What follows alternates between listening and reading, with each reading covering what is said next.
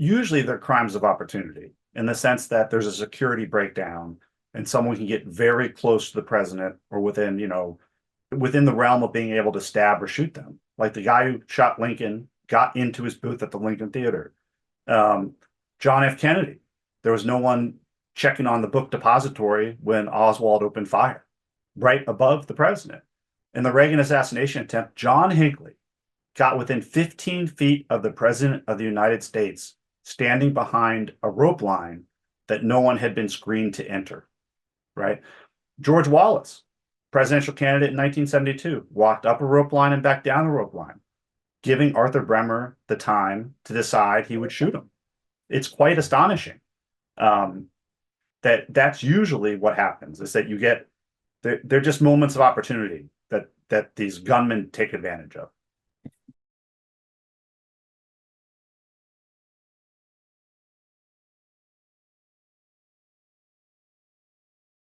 Secret Service has a motto. They can't get it wrong ever.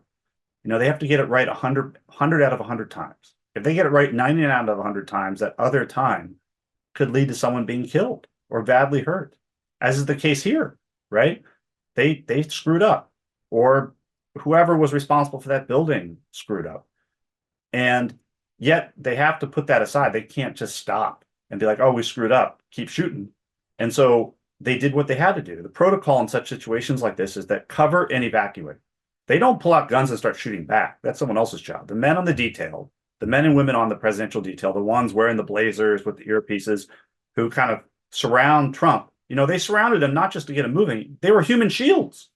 Their job is to put their body between the president and the assailant.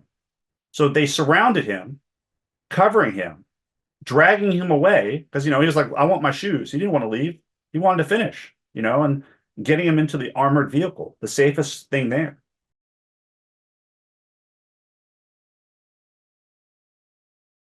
It's a very difficult balancing act because the candidate wants to be in front of people. He wants to reach people. Like, they could obviously completely protect Trump by making him stay in Mar-a-Lago the whole time, but that's not going to work. There's risk involved, and especially in today's era, in the 80s, in the 60s, right? Look at, Robert Kennedy and Martin Luther King. Like, they're out in the public, they're targets. And so that's what they have to do. They have to balance that. And in the end, when all of that fails, the one thing standing between the president and a bullet is a human being, one of those agents. And that's what they were doing. They were putting themselves between the president and other assailants to protect him.